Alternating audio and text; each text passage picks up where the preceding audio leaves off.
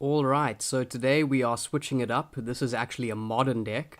I built it a few years ago, but I thought I would finally just put together a short deck tech video on it. So it's an Is It combo deck that basically tries to win the games with Through the Breach, with some pretty mighty creatures, specifically Worldspine Wurm and Emrakul the Aeons Torn. So Worldspine Wurm is 11 mana for a 15/15 with Trample.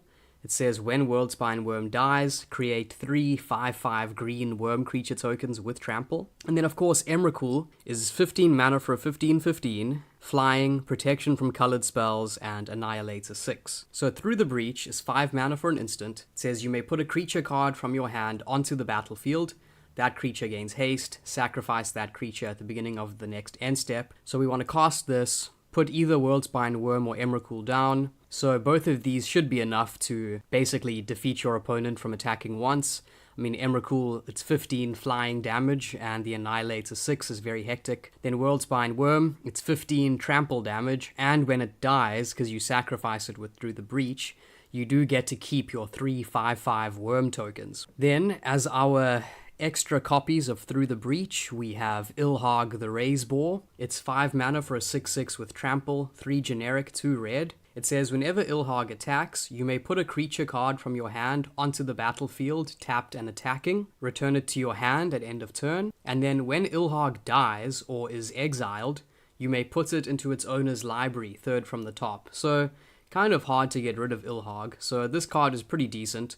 I mean, 5 mana for a 6/6 with Trample is not a shabby body. And we can even, Through the Breach, Ilharg onto the battlefield with haste, and then attack with Ilharg, and then put down one of our heavy hitters. Right, so that's our combo. The rest of the deck is basically mana ramp and card draw. So we are playing 20 lands, we've got 4 steam vents, 3 Gemstone Caverns for more ramp.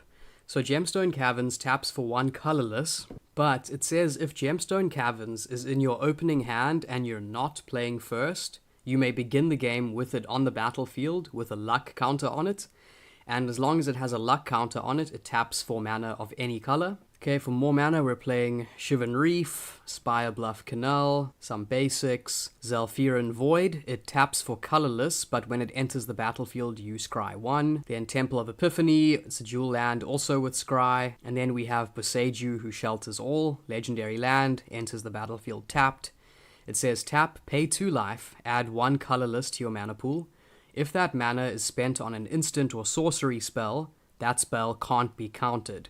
So this is very good, obviously, with our Through the Breach. Makes our Through the Breach counter-proof. Okay, then in terms of card draw, we're playing Serum Visions, 1 blue for a sorcery, draw a card, scry 2. We're also playing 2 copies of Opt, 1 white for an instant, scry 1, draw a card. To protect our combo, we're playing 2 copies of Dispel, 1 blue for an instant, counter target instant spell. Okay, and then we're also playing Sphinx of Foresight, which is quite an interesting card. It's 4 mana for a 4/4 with flying, 2 generic, 2 blue. It says at the beginning of your upkeep, scry 1. But what makes it really spicy is that it says you may reveal Sphinx of Foresight from your opening hand. If you do, scry 3 at the beginning of your first upkeep. So if we do that on our first turn, that's quite a powerful way of setting up our draws to hopefully get our combo as quickly as possible. Then, this is also just a decent threat in itself as 4/4 for 4 with flying. That helps us scry every turn to smooth out our draws. And we can also put this down onto the battlefield with Ilharg if we need to. Obviously, that's not what we want to do in an ideal world, but sometimes when all you have is Ilharg, and you don't have one of your big threats, at least you can put this down onto the battlefield and attack. Then finally, our ramp. So we're playing 3 copies of Generator Servant. It's 2 mana for a 2/1, 1 generic, 1 red. It says tap, sacrifice Generator Servant, add 2 colorless mana. If that mana is spent on a creature spell, that creature gains haste.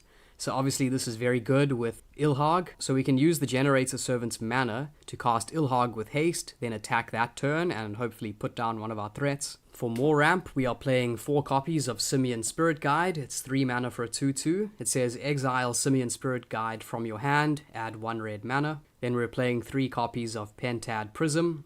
It's 2 mana for an artifact with Sunburst. So it enters the battlefield with a charge counter on it for each different color of mana used to pay its cost. So in this deck you'll use red and blue, so it'll enter with 2 counters.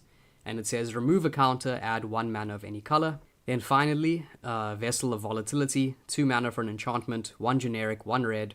It says pay 2 mana, sacrifice Vessel of Volatility, add 4 red to your mana pool. So what's quite nice about our ramp is that it's quite diverse. I mean, this is a creature, this we exile from our hand, this is an artifact, this is an enchantment. So at least it is diversified. Then I'll quickly take a look at the sideboard. We are running 4 copies of Leyline of Sanctity. It's pretty random, but in this deck it's not terrible because we are so vulnerable to discard and hand disruption like Thoughtseize. So Leyline of Sanctity is 4 mana for an enchantment. It says if it's in your opening hand, you may begin the game with it on the battlefield. And it says you have hexproof. Then we have Pact of Negation for some counters. It's 0 mana counter spell. It says counter target spell. At the beginning of your next upkeep, pay 5. If you don't, you lose the game. Then for a bit of board wipe and cycling, we have Sweltering Suns, 3 mana for a sorcery, deals 3 damage to each creature, and it has a cycling cost of 3.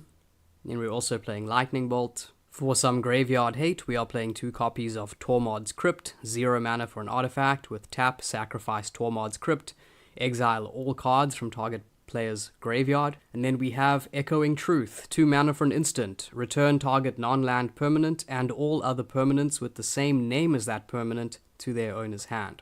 Right, so that's the deck. I have had some success with it, although I haven't played with it for quite a long time. It's definitely very fun and can be very powerful with some lightning fast wins if you get very lucky. So if you have ideas for how this deck could be optimized, please let me know.